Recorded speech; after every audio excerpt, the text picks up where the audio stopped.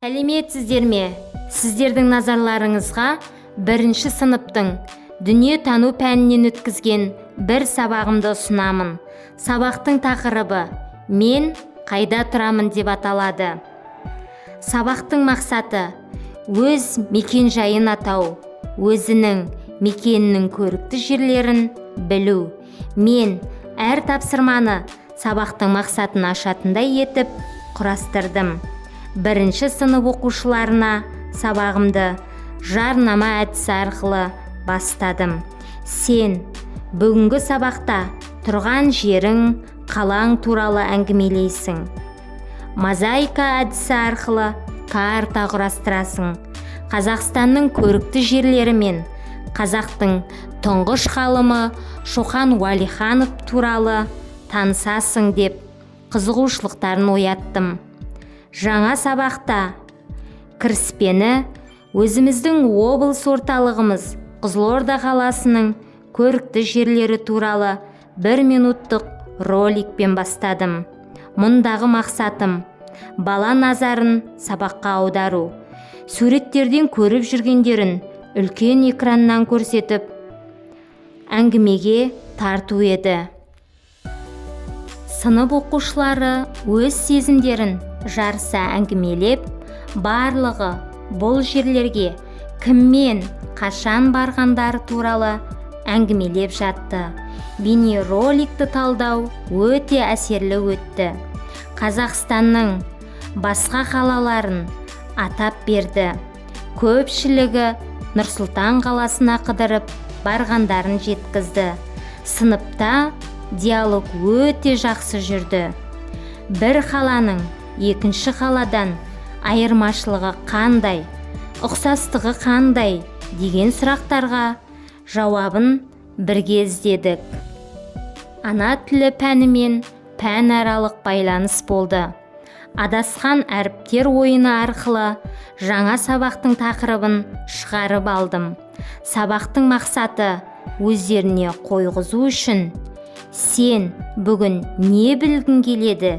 деген сұрақ қойдым. Сабақтың мақсатын бірлесе қою тиімді әдіс. Сол арқылы білім алушының не қызықтыратынын білемін. Бірінші сынып оқушылары ойынды өте қатты жақсы көреді. Ойнай отырып ойлауға, үйретуді үнемі ескеремін. Бұл жолы жаңа сабақты мозаика ойыны арқылы ұйымдастырдым. Мозаикада Қазақстан Республикасының картасын құрастырып шықты. Мен оқу үдерісінде диалог, сұрақ-жауап әдісінің көбірек болғанын қолдаймын. Оқушылар карта туралы білгендерін ортаға салу үшін «Неге олай ойлайсың? Неліктен?» деп жекелеуші сұрақтар қойып тұрдым. Оқушылар картадан Қазақстанның қалаларын өздері атай бастады. Нұр-Сұлтанды тауып мәз болып жатты.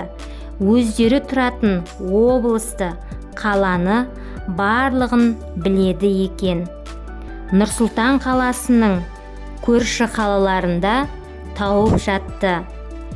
Өз көздерімен көріп, қолдарымен құрастырып шығарған картаның қасынан кеткілері келмеген оқушыларды қыдырып қайтайық өлеңімен серкітіп алдым. Қазақстанның көрікті жерлері туралы әңгімелеуді оқулық арқылы жалғастырдым. Оқ жетпесті кей оқушылар біледі екен. Оқушыларға сыни сауалдар тастадым. Көрікті жерлерге барғанда қандай ережелер сақтау керек? Фотоға түсу және түсіру үшін не қажет? Оқушыларға Қазақстанның көрікті жерлерін суретке, картаға түсірген қазақтың атақты ғалымы Шоқан Уәлихановты таныстырдым. Оқушылардың бүгінгі сабақтан алған білімдерін бекіту мақсатында қалыптастырушы бағалау тапсырмасын ұсындым. Әр қайсысы өзінің мекен жайын жазып беру керек болатын. Сабаққа қатысқан 20 оқушының 4-еуі мәліметтен шатасқан. Оларды дұрыс жауаптары үшін мадақтап, смайликпен мадақтадым. Сабақты қорытындыладым. Оқушылардан бас бармақ әдісі арқылы кері байланыс алдым. Қызылорда қаласының көрікті жерлерін әңгімелеп беруді тапсырдым. Осы сабағыма рефлексия жасадым. Сабақта не сәтсіз өтті? Бейнебаян арқылы сабақты бастау, диалог құру сәтті болды. Картамен жұмыс жасау барлық оқушыға да өзіме де ұнады. Өздері құрастырып, талдап шыға алатын тапсырманы алғаныма қуандым. Не сәтсіз өтті? Аса сәтсіз өткен жұмысым болған жоқ деп ойлаймын. Бірақ өзінің мекен жайын жазуда қате мәлімет беріп отырған 4 оқушы мені ойландырды. Бүгінде олар өздерінің мекен жайын біледі. Оларға осыған ұқсас тапсырманы беру арқылы үйреттім. Өзіме ұнаған, өзімнің сәтті деп тапқан сабағым осылай өтті. Назарларыңызға рахмет.